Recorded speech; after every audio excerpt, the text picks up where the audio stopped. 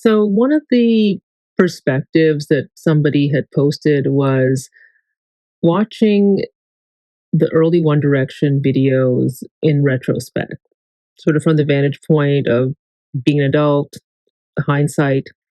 And they talked about one of the interpretations of what happened was seeing this young man of 18, discovering that maybe he didn't just only like girls.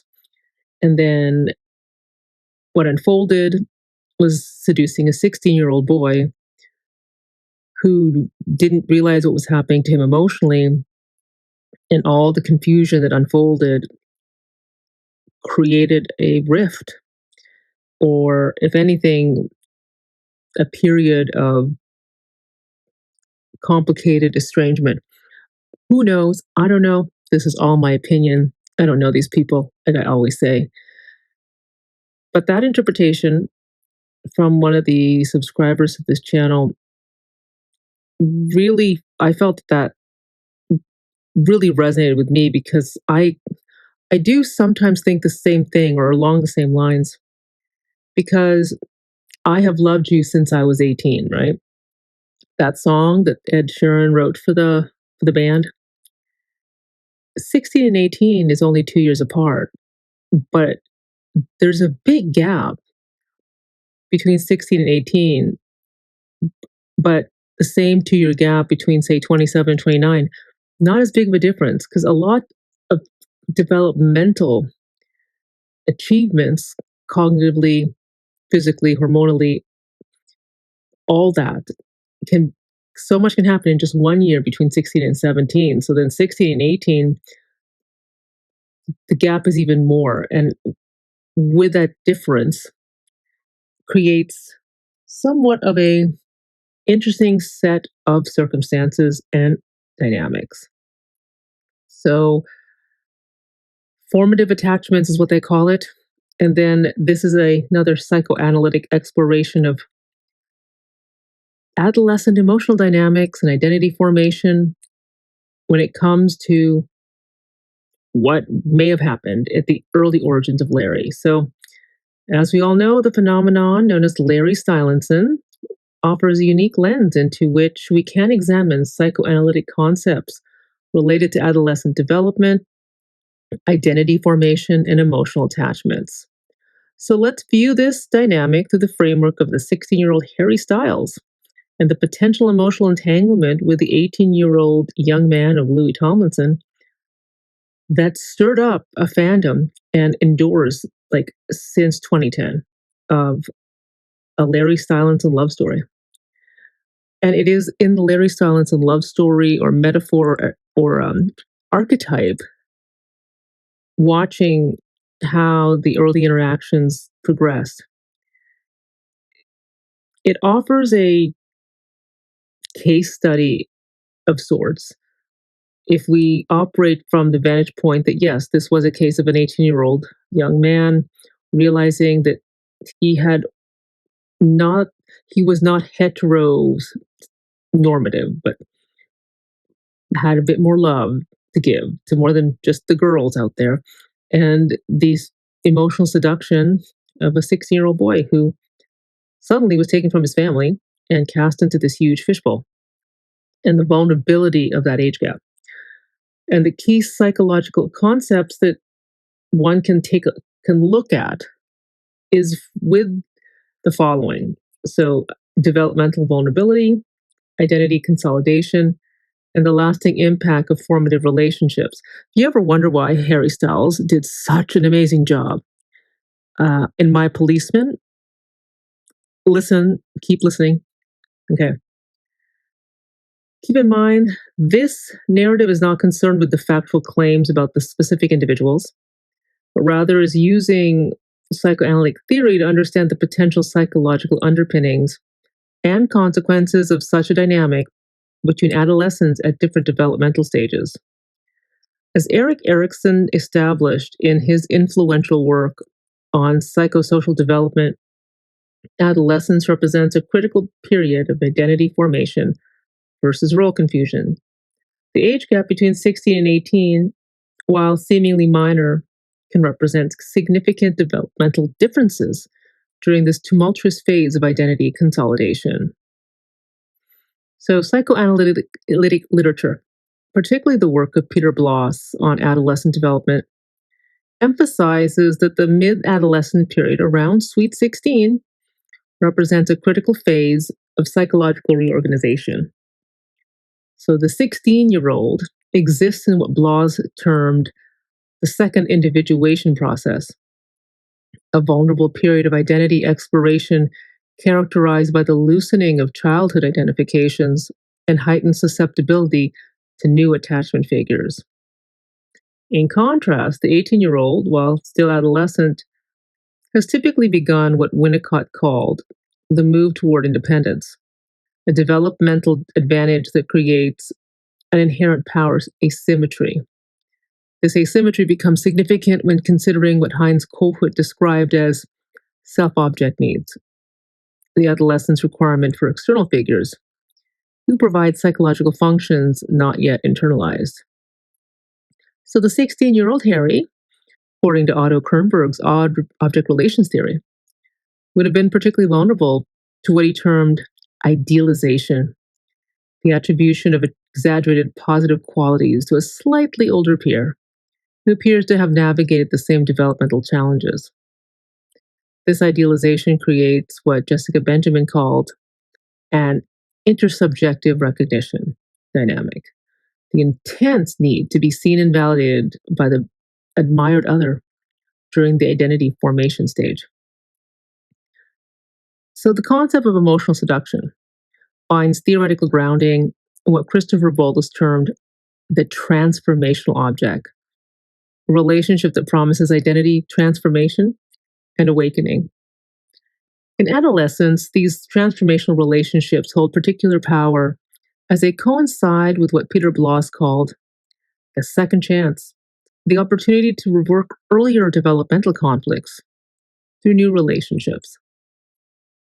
For a 16-year-old in the midst of identity exploration, the attention of an 18-year-old friend can function as what Donald Winnicott termed a transitional phenomenon, existing in the psychological space between fantasy and reality.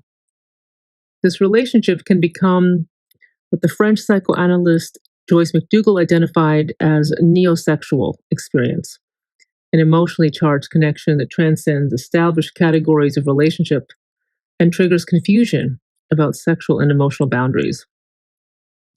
The process resembles what Sandor Ferenczi described as a confusion of tongues. So, not French kissing, okay, not languages, but what it refers to is what the adolescent's need for tenderness encounters the more mature adolescent's potentially different relational expectations. The younger adolescent, still developing what Kernberg called ego boundaries, may experience a blurring between their own emerging identity and the emotionally significant other. And this creates what family systems theorist Murray Bowen termed emotional fusion, an undifferentiated emotional bond that complicates independent identity formation. Basically, I need you to see me for me to see that I am valid and I exist. And the absence of you makes me existentially anxious because I don't know who I am and I'm completely lost without you. You know, that kind of element of young love that looking back as an older person, you go, my God, that was crazy. Okay. So the emotional connection that forms between adolescents at different developmental stages can be understood through what, oh, and here it goes, Freud. Freud called narcissistic object choice. Don't confuse this with narcissistic personality disorder. That's not what they're talking about. Um, Narcissistic object choice refers to an attraction based on who one wishes to become rather than complementary needs. So rather than the compatibility, it's like, I so want to be this person. If they pick me, I'm valid because I want to see myself reflected in your eyes and you're so awesome. That kind of thing. At least that's my interpretation. So if there's a psychoanalyst that listens to me and I'm wrong, please comment below. Okay, so what does this narcissistic object choice mean? And how do we apply it in this scenario? So for the 16-year-old, the 18-year-old may represent what Lacan called the ideal ego, an idealized image of potential selfhood that generates intense attachment. That might explain the creepy love stare. That when you Google those words and do a Google image search on what matches those words, up comes pictures of young Harry gazing at Louis. The intensity, remember, those pictures looked intense, is amplified by what contemporary psychoanalyst Mark Solms identifies as the neuropsychological processes of attachment formation, which show heightened activity during adolescence. Yes, because it's all about the dopamine. The dopamine is the motivation neurotransmitter, and it's also like the reward transmitter. So the dopaminergic reward systems that are activated in close emotional bonds create what attachment theorist Bowlby would recognize as a temporary attachment hierarchy reorganization, where the peer relationship temporarily assumes primacy over family attachments during identity exploration. So for the 18-year-old, the dynamic might involve what Kohut termed as mirroring needs, the desire to see oneself reflected admiringly in another's eyes. So this is sort of like, you know, the song, Your Love is My Drug? Yeah, that for both mutually. This creates what relational psychoanalyst Stephen Mitchell called inter interactional reciprocity, a mutually reinforcing pattern. See, your love is my drug, and your love is my drug too. Of emotional needs that binds both individuals despite their different developmental positions. So when these intense emotional bonds form during adolescent identity development, their potential disruption can produce what psychoanalyst Renee Case termed a catastrophic rupture in psychic continuity, a breaching of the psychological structures being formed through the relationship. This experience relates to what attachment theorist Peter Fonagy identified as marked mirroring. You're my mirror. You know that song by Justin Timberlake, You're My Mirror? Remember how he talked about how Louis and Harry seem to mirror? Yeah, this could explain the mirroring, but you can only mirror somebody that you're really in tune with. And to be that in tune with someone, often you'd have to be having an incredibly close relationship.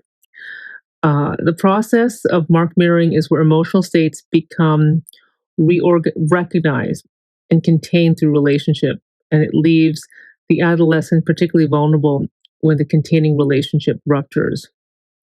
So the emotional confusion resulting from intense attachment to an older peer, followed by a heartbreak that can trigger what Freud identified as melancholia, which, hey, why do I always say that there's such agony in Harry's solo work?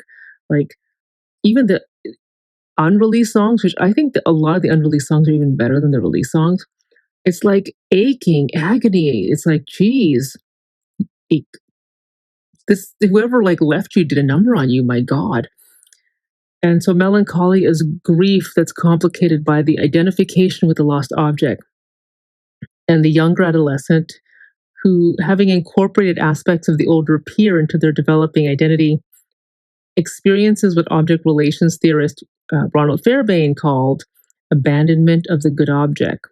And it's a psychological wound that threatens the developing self coherence. This rupture can create what trauma theorist Dory Lobb called collapse of witnessing, where the adolescent's emerging sense of self loses its validating audience.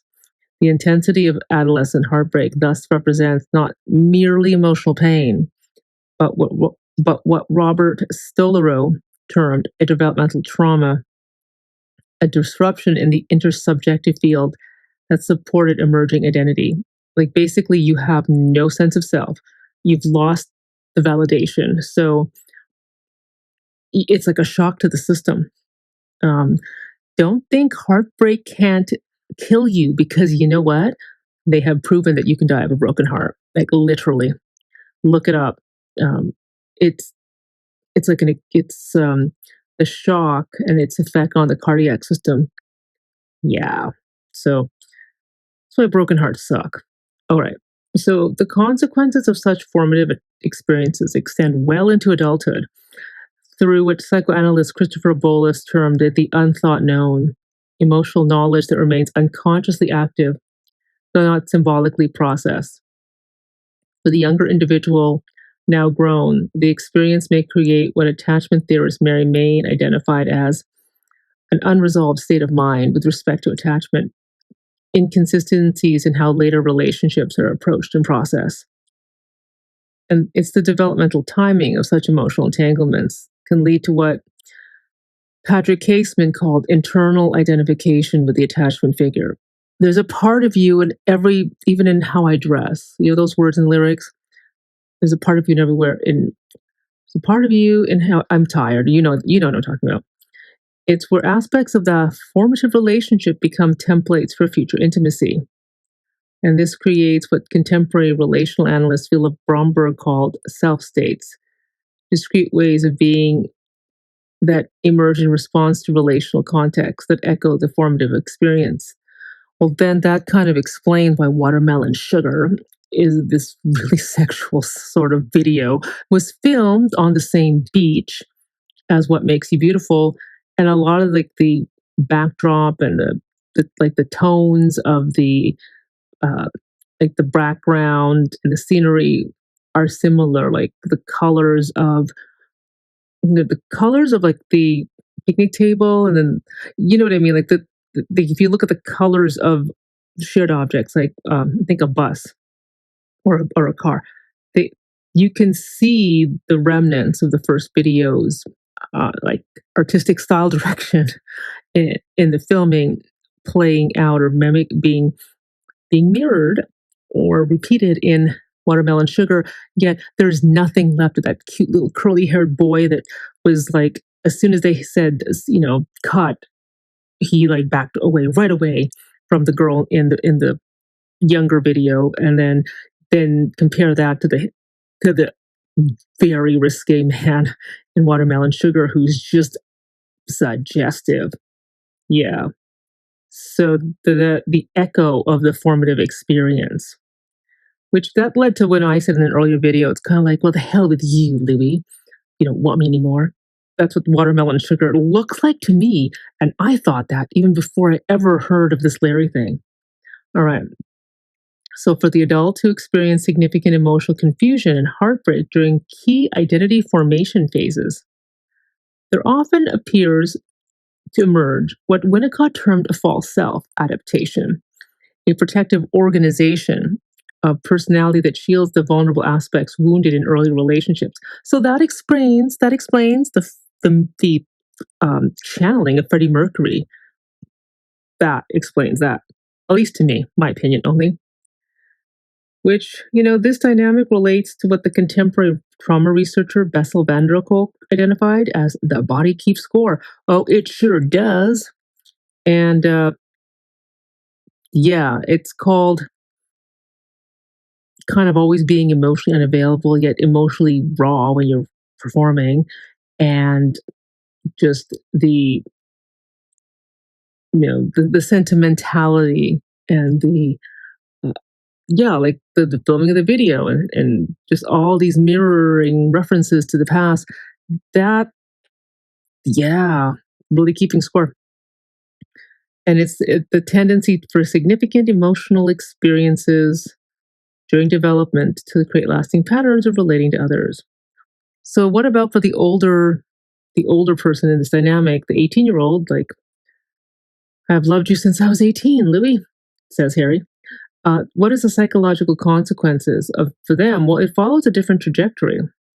So psychoanalyst Hans Lowell, he has a concept called internalization, which is the experience of wielding emotional influence during one's identity formation, and creates what he termed identification with the aggressor function, unconscious patterns of relating that tend to repeat in subsequent relationships, or at least are songs of faith in the future.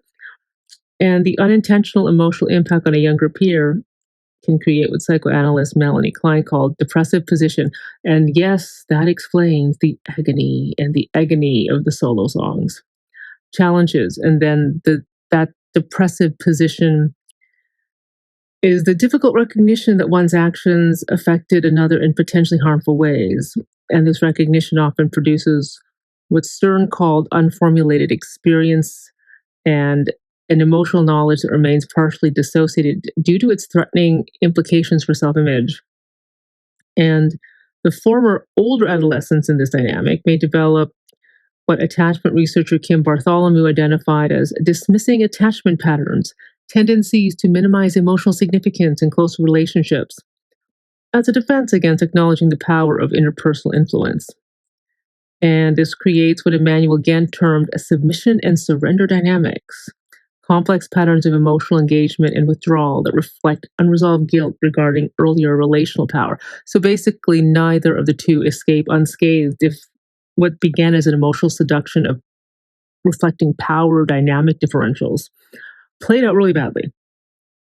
Um, so, psychoanalytic theory offers perspectives on healing from such formative experiences. Bayon's concept of containment emphasizes the importance of later relationships that can previously that can process previously overwhelming emotional material. Um, and this concept relates to what Thomas Ogden called the analytic third, the potential for new relationships to create interpersonal spaces where earlier relational patterns can be recognized and transformed. And the process of integrating such experiences involves what Jungian analyst James Hall has termed the middle passage, the adult development challenge of recognizing the formative power of adolescent experiences without without remaining determined by them. And it involves what Jessica Bedeman calls the third position, developing the capacity to witness one's own relational patterns from a reflective state. So, for both individuals, the developmental task is requiring what Lowell called higher level internalization. When you transform these concrete emotional experiences into symbolic understanding, and that allows for greater freedom in your current relationship. And this happens through a process enabled this process is enabling what attachment theorist Fonagy termed mentalization, the ability to understand one's own and others' mental states as separate but connected. And that reduces the emotional confusion that characterized the earlier relationship. So, how does this explain why Larry is enduring? Well, for exactly what we just talked about. I mean, I think that the segment of the fandom that feels that maybe Larry was one-sided or it was unreciprocated or even unrequited, there's some validity to that, but no one will ever know except the two people involved. But even if it is true that there was a 16-year-old that was, unwittingly seduced by somebody who didn't realize what was going on and had no ill intent, yet somebody got hurt and confused and like maybe unfortunately misled at the end. It doesn't mean that they're doomed. It just means that there's a little bit of acceptance and a new story to be made of what happened, allowing them to move on.